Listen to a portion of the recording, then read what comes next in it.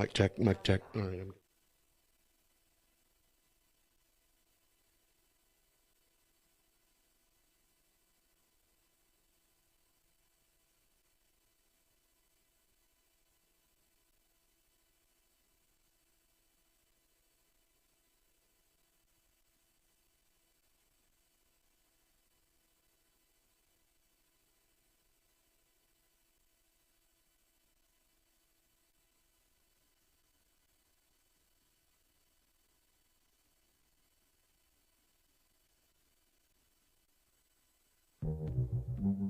What say you, Richard Ellett Murdaugh? Are you guilty or not guilty of the felonies wherein you stand indicted? Not guilty. How shall you be tried? By God and my country. The exact time when Paul and Maggie Murdaugh were murdered. At the end of the investigation, it was obvious.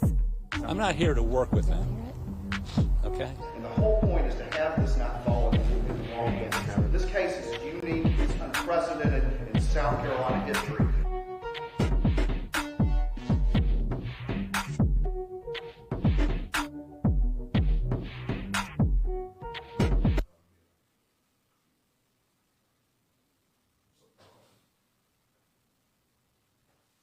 Well, we're having some technical difficulties.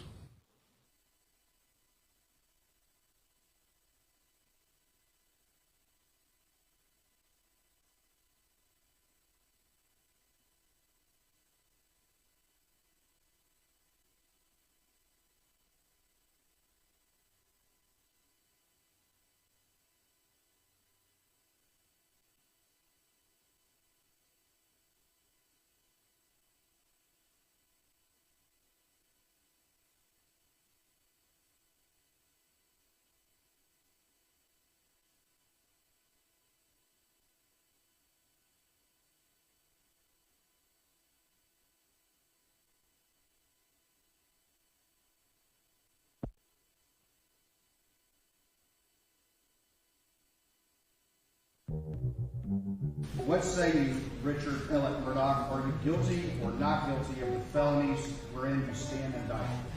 Not guilty. How shall you be tried? By God and my country. The exact time when Paul and Maggie Murdaugh were murdered. At the end of the investigation, it was obvious.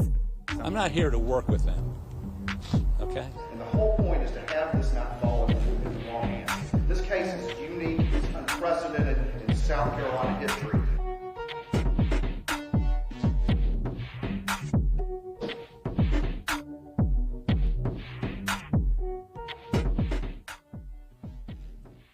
Hey, welcome to Unsolved South Carolina, the Murdaugh Murders, Money and Mystery. We are here for our daily recap of what's going on in the Murdaugh murder trial. And we want to start this podcast off, this Friday off, with breaking news that we wanted to share with you about the trial. And I'm going to let our legal analyst, South Carolina's former Attorney General, Charlie Condon. He's here with us, as is our executive producer, Tripp, and Master of Controls and Production back there, Max Harrison. Charlie, tell me what we've learned. Hard news. I can confirm from a very reliable source on the defense team that they focus grouped the defense that they're going to be using, that the killing or the murdering of the defendant's son and wife, that jurors would find that just really hard to believe when you put the motivation being financial crimes. It's central to their defense in light of the focus group, as I understand it, and hard news here. In other words, this issue has been tested, and it's tested very well for the defense. And they're using it effectively during this trial. That's been their theme. And no reason they're using it, because they know that through the focus group, that people have a really, really hard time believing that someone who has money trouble would be motivated then to kill his wife and his son.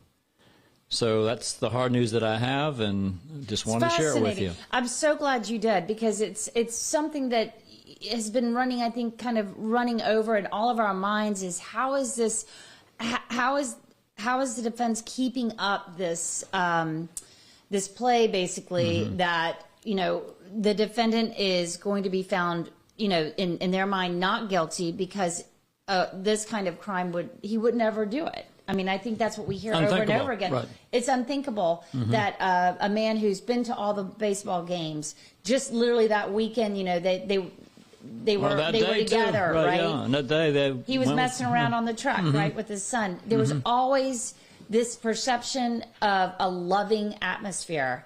So I guess when the defense, and we don't know how the defense put it to the focus group necessarily, but they presented a loving father who up until literally minutes, if less than an hour before they died, was treating his family like loved ones. Yeah, and there's no evidence of separation, right, or fights. The evidence thus far, and of course we're early in this trial, but the evidence thus far is that it was a happy family. Wouldn't you say? That's the evidence. And that's what the focus group agreed to.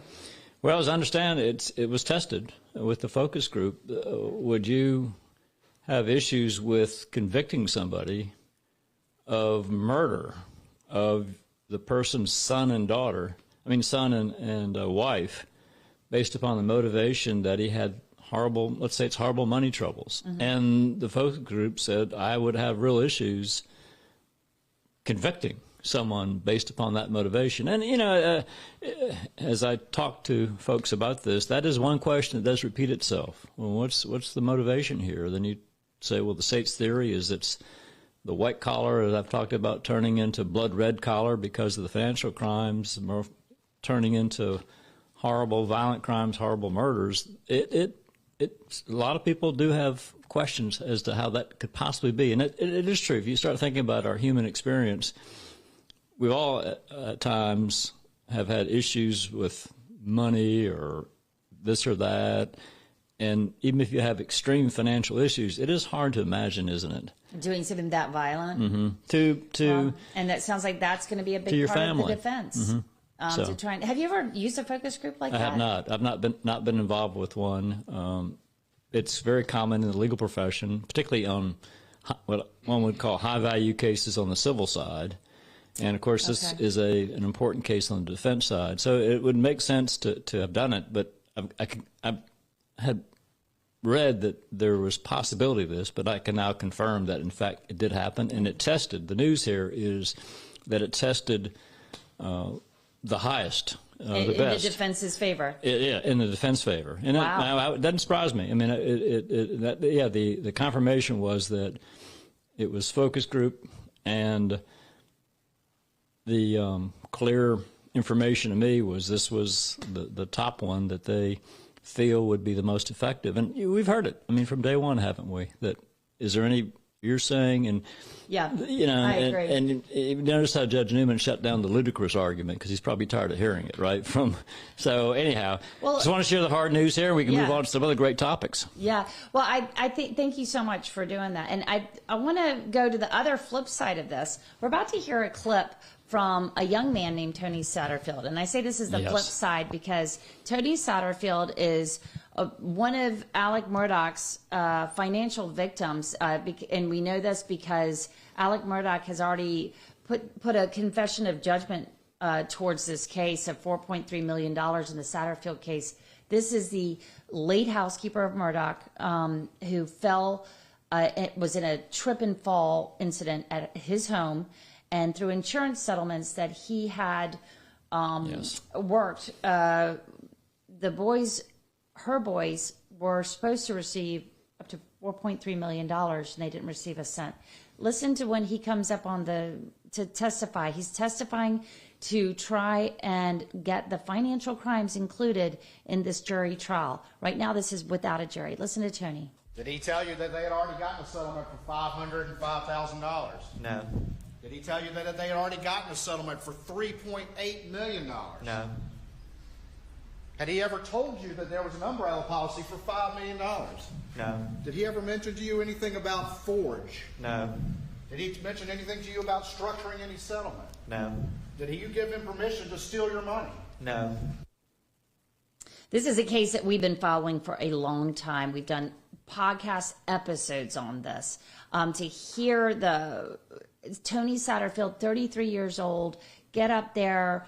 He was sitting right in front of me right before he stood up, and when he came back down, the SLED agents were patting him on the back. He got a lot of hand, got his hand shook a few times by these guys, and Eric Bland put his arm around him and said, "Well done." He was so nervous, he said, but he carried through with it. How effective do you think this Tony Satterfield is? Or how damaging? How much time do we have? I had to go to meet the person because, my firm, we handle cases on the same type basis. These contingency fee cases that we have large settlements, small settlements, and the idea that, gosh, I mean, where do I begin? First of all, this is his housekeeper's son that he would know intimately, right? Housekeeper of 20 years, mind you. Yes, and so this lawyer, and it's such a black mark on our profession. I was just really angry hearing it because he not only secretly settles these cases without the client knowing, and it takes two other people to be part of this really. I would have to. This horrible agreement, and so he steals these funds that this very sympathetic person needs this money after losing his mother. I can't think of anything worse that a lawyer could do other than killing somebody. Right. But interesting evidentiary question here, just so you'll maybe think about this. I anticipate this on Monday. We have this Rule 403 that any evidence that the prejudicial effect outweighs the probative value, that it proves a point. So the state wants to use this to prove motive. It wouldn't surprise me at all if Judge Newman says this is so horrible that the prejudicial effect, and I think I'd have a hard time disagreeing with this, actually, just having heard this testimony. It is so horrible what happened here. I do think that the jurors are likely to go past the what it's used for, which is simply to prove, not simply, but it's an important issue to prove motive, to be so angry with his defendant. To punish him for that. For this, yeah, the judge liable to exclude it. So we'll see what happens on Monday. Do you think that could be the bridge to link it all together, the bridge to get them across that threshold of there's no way, even with financial troubles, there's no way that he could go out and murder his wife and son? Do you think the idea that he could... Oh, yeah, no, that's why it's so prejudicial. When I watch him testify, it's... it kind of crosses your mind. It's like, whoa, he needs to really be punished for that. And I know I'm here on this murder case, but I'm looking at what he did to this. I do think the prejudicial effect might far outweigh the probative value. So, again, it wouldn't surprise me. I'm certain that's going to be one of the arguments by the defense, and I think it potentially will be very effective. So I just want to point that out in advance, what may happen on Monday. Well, and it's interesting that, Eric Bland was there, too. And he was ready. We've heard him at the hearing that put him behind bars, honestly. Alec Murdaugh has been in prison for quite a while now. And this was jail, technically, not prison. Oh, sorry, jail. State, yeah, there county jail. There is a difference. Sorry, he's in county jail, of course. But he... this is really, these cases are why he's in shackles. I mean, he's not coming on his free will. He's being brought in every day from the jailhouse. Shocking. And there's so much money, right? I mean, how much money does a person need? He's taking millions from this poor young man and his brother. Where we can talk about this later, but where's this money going? Anyhow, that was another issue that we broached somewhat today. The money's going in and out as quick as it's coming in, and a lot of it going to C.E. Smith, Curtis E. Smith, Curtis Edward Smith, Eddie Smith.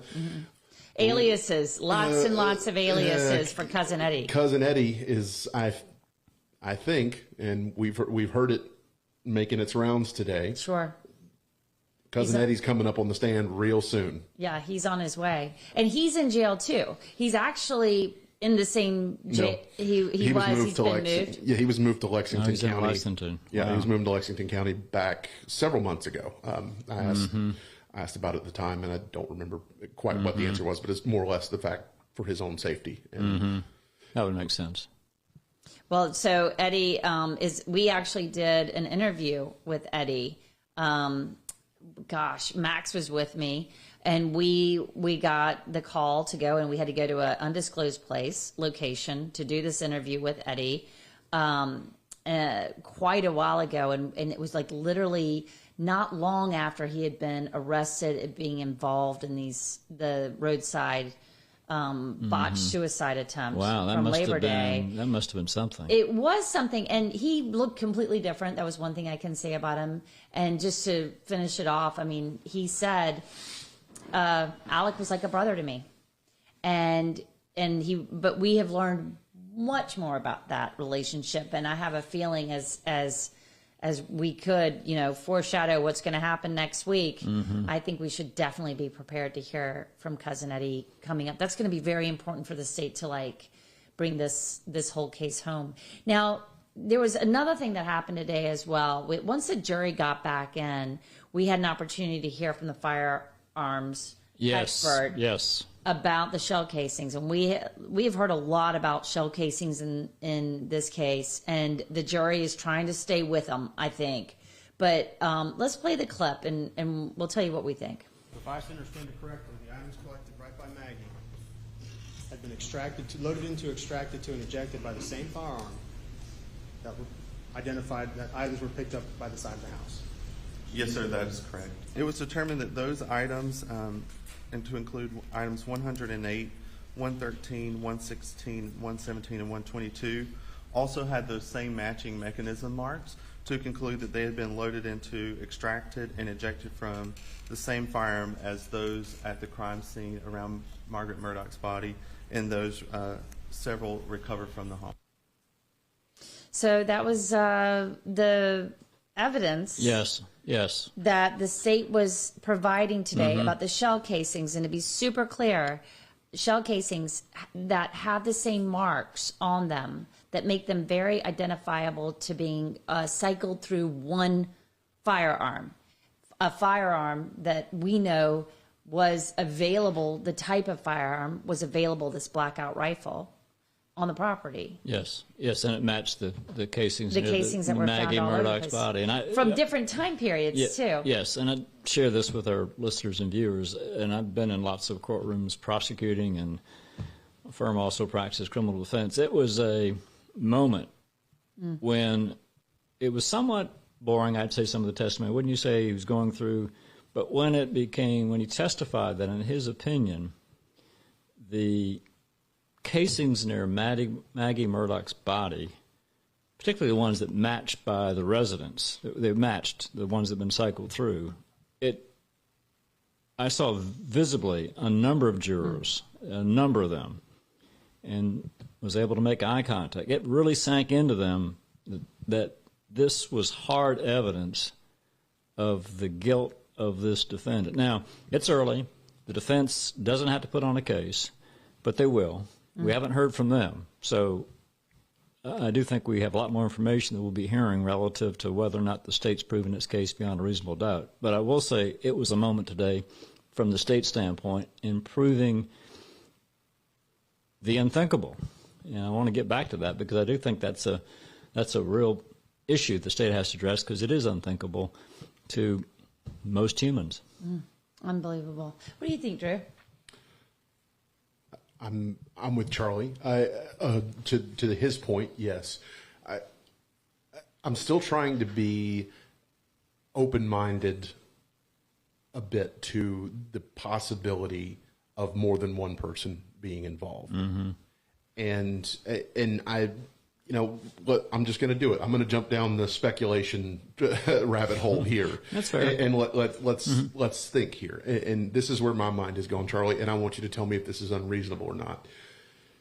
Is there any chance that this prosecution, that this is an attempt to flush out other people and to really, really squeeze Alec to give out more information on potentially other bad things that he's involved in, not to say that he wasn't involved with his wife and child's murders, but well, that's an under our procedure. Actually, I forget the rule now, but I need to review that because it may be applicable to this case. Even after post-conviction, there may be a possibility of getting sentencing relief. Let me look at that rule. We can talk about that maybe next week. But even if the rule doesn't exist, the idea that you're proposing, because the state could, without this prosecution for murder, under life without parole procedures that we have, with the financial crimes that he's going away. He's got, I think the last count, I counted 900 years that he was capable of being sentenced. Yeah, and also on top of that, with if they did the prosecutions in a certain order, he would be ineligible for parole. So he'd be in there for life. So they knew they could do that. So the motivation to go through with this murder prosecution, I wouldn't necessarily discount that. I have a hard time actually thinking there would be that much forward thinking to want to squeeze him, because if he hasn't rolled, as they say at this point, I don't think he's rolling ever. And so I just have to think overall. I don't want to discount your speculation or theory here, but I do think, just generally speaking, the tone I'm getting is that no, we really think he did it alone, and all the evidence is going to point to him and him alone. I do think there's some timeline issues that we've talked about and probably will talk about in the future. So I would say overall no, but hey, there have been so many surprises in this case. Yeah. Every day's been a surprise for me. It's an interesting theory. Then if I'm still putting that objective hat on and putting myself in the shoes of a juror, I'm really now wanting to know how they think he did it. Yes. How he accomplished it. And we'll get there. Show us. Right? We're getting there. I think we're getting there. Well, and we haven't even heard the defense's side. I mean, we don't even know how long the defense is going to go on for. So that's true. Yeah, and to be clear, they're going to show us how he didn't do it. Yeah. It's amazing. Yeah, and they don't have to put up a defense, but it's been very clear they're going to. I mean, they just have too many things going on where I'm confident they'll have lots of witnesses. Well, one thing, and this keeps on running in my mind, is that Dick Harpootlian's already put it out there in his opening statement, the defense attorney for Alec, that he wants to take this whole jury on a field trip to Moselle so they can see how large this property is, how it would have been, because all of us are thinking if he was still on that property and he heard all those guns going off or smelled the gun smoke or whatever, you would have known immediately there was something horrific happening.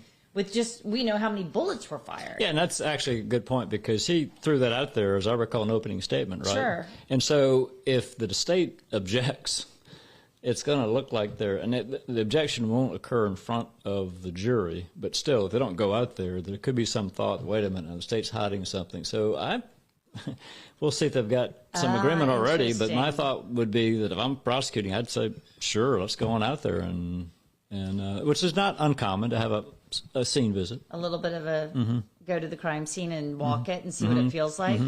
Boy, I would love to be there. While that's all well and good, and it could have some value, I'm sure, it's hard to still escape what we agreed upon before we came into this episode. The biggest story of the week coming out of this trial. Oh, yes. That video that so far blows up his alibi, that I was not there, and yet here you are, identified by two of Paul's best friends, who considered you, Alec Murdaugh, like a second dad, like a second family. We're always and 100% confident that your voice on that video, putting you there about 5 minutes before the state says the murders happened. That's right. And that you still can't get past that. I think the circumstantial evidence is certainly becoming insurmountable at this point, that he is somehow involved. Whether we take it for the fact that the shell casings, I'm going to be as clear as I can on stating this in case anybody else needs clarification. What we heard today from the state's firearms analysis expert is that individual and unique markings created by a certain gun were found on the shell casings by Maggie's body and on other places on that Murdaugh property, to a large extent proving that the murder weapon had been on that property at some point in the past. Yes, that's a fair statement. And that gun is missing. That gun is missing. They don't have it. They don't have the murder weapon. Where is it? Where did it go? And there's proof now that it's been there. There's other little things that we've heard throughout the week that his alibi doesn't match up with the timings. And there was the little thing about, well, Maggie had left and gone to the doctor that morning, and if we read Maggie's texts, she wasn't there at all. Alec wanted her to come home that day from the beach, and we hear that she likes staying at the beach. She didn't like staying at Moselle. It's one getting thing there. after another. Right. It's so convoluted. But the big one is the video. Yes, so let's play the video. So this to us was probably the biggest moment in the state's case this week. Agreed. Get back. Get back.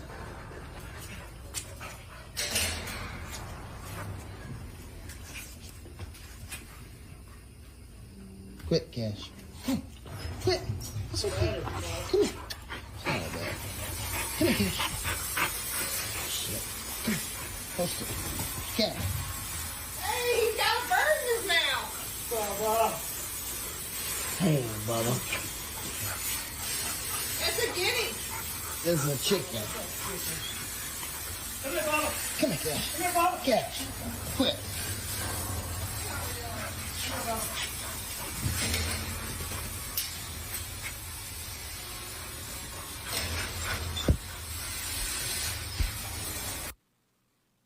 Wow.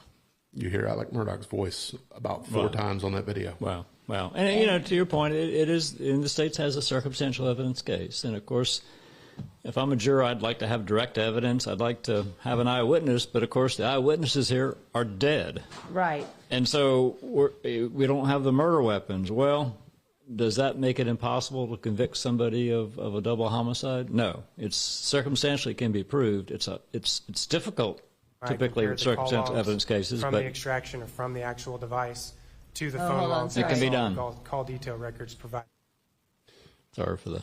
Sorry, we had a rogue video start playing. Max turned his head for 1 second and it betrayed him. Back on track. Charlie, what were you saying? I was just saying the reality of where the case stands is these strands of the rope that we've talked about, that you can prove a circumstantial evidence case, and I think that a really good analogy is a rope. If you have a single strand of that rope, it's very, very weak. But you get 2, 3, 4, 5, and I counting strands here. What would you think? Maybe over 100 now? Mm-hmm. There's a lot. There are a lot of strands, and I think it's starting to be a pretty stout rope here. Well, and I think what the state's done so well, as we've watched, it's very hard to explain chaos. And I feel like they're doing a very good job of explaining the chaotic nature of what was going on in every facet. We knew that it was chaotic just because it was a busy young family to some degree that was doing lots of things. But then you start seeing, as you start peeling back the layers, you see the chaos and how stressful that chaos really was. From the boat crash incident with Paul to, they're building up to all of these truly right. And the financial issues. He was stretched financially, and those financial documents there.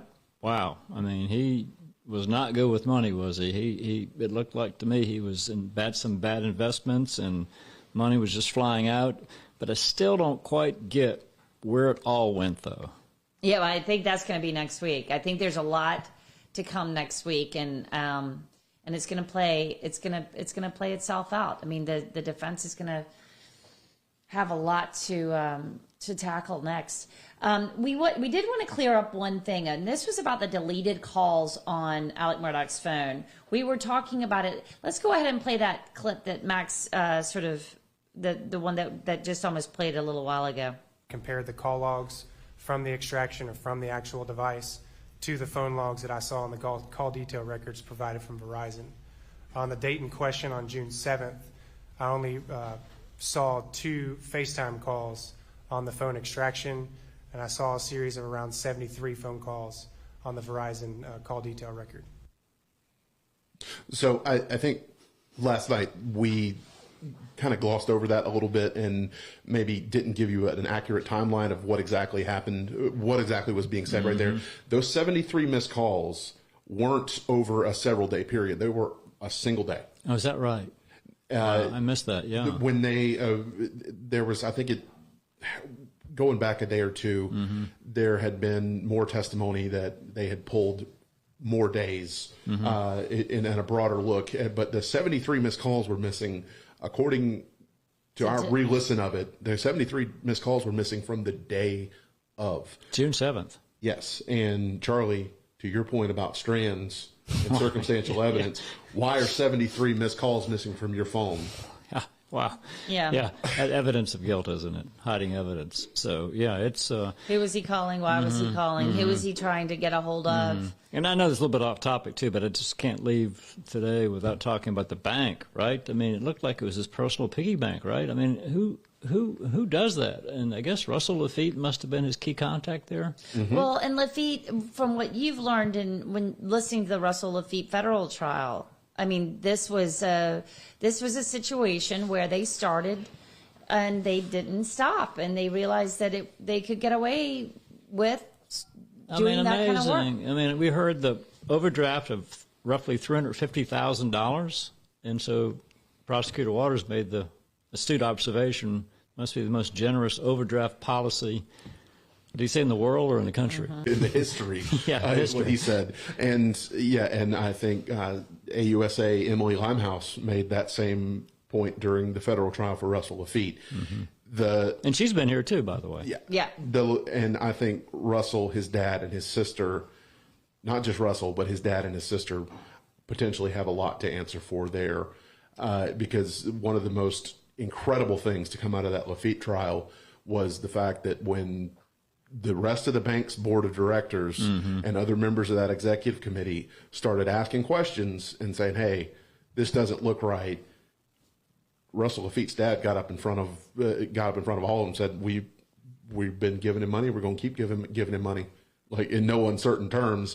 And you have to wonder, did he know? And Russell had, according to that, was the overwhelming evidence. Yes. But the new CEO would say that he testified well. He's the new one, and I think the prosecutor called him new sheriff in town. And it looked to me like he's going to right the bank there, and wish them well going forward. Trying to steady the ship a bit. Yes. Yeah, I think you're right. Well, we have wrapped up this week. We are going. Oh, do you have one more thing? No, I just want to thank, I just really want to thank everyone who has been tuning in, whether you're watching along Facebook, YouTube, abcnews4.com. That's our home website for us at WCIV-TV in Charleston, ABC News 4. We're putting all this stuff on video so you can watch along with our YouTube channel, our Facebook. We're streaming on Twitter tonight. We've done that a few nights in a row now. We've also got the podcast. This is how we started doing it, was just on the podcast. If you're looking for us, we'd appreciate it. We're really thrilled to see today we're looking at the Apple Podcast charts. We are in the top 50 true crime podcasts on Apple right now, which is just amazing for us. Yeah. So that's in large part to all of you listening. If you're watching and not listening, please go like and subscribe to us on our podcast feed. Anywhere that you listen to podcasts, Spotify, Apple, go for it. We'll be there. Max has on the video feed right now. He has the full screen graphic up that shows you what you're looking for as far as trying to match up with the actual name of the show. It is Unsolved, South Carolina: The Murdaugh Murders, Money, and Mystery. That's the name of the podcast, Unsolved, South Carolina: The Murdaugh Murders, Money, and Mystery. If you can search either of those two things, if you're looking for us on the podcast itself, if you're watching and not subscribed to the podcast, please look for that. You'll look for this logo, the Unsolved South Carolina logo. That's what we're branded under. We do several other podcasts. We have one for the Brittany Drexel case. That's right. It's running right now. We just dropped a new one last week. The most infamous missing person case in South Carolina of the 21st century so far. Max is trying to attack me right now as I'm speaking. messing with. He's trying to wrap me up aggressively. I know. This is why you've got to get a camera on Max and Drew. That is going to be my goal next week. It's going to happen. I know it's going to happen, but you got to see our setup over there too, because we're all working hard today. But I want to send y'all home with the thought that this is far from over. We're going to be following every step. We want you to follow along with us. We've got it looks like we're going to have quite a bit more testimony. So We'll see you soon. We're signing off for this week. I'm Ann Emerson, Charlie Condon, Drew Tripp, Max Harrison. Thank you so much for being part of our day. Max, who did this music. This is Max. This is Max.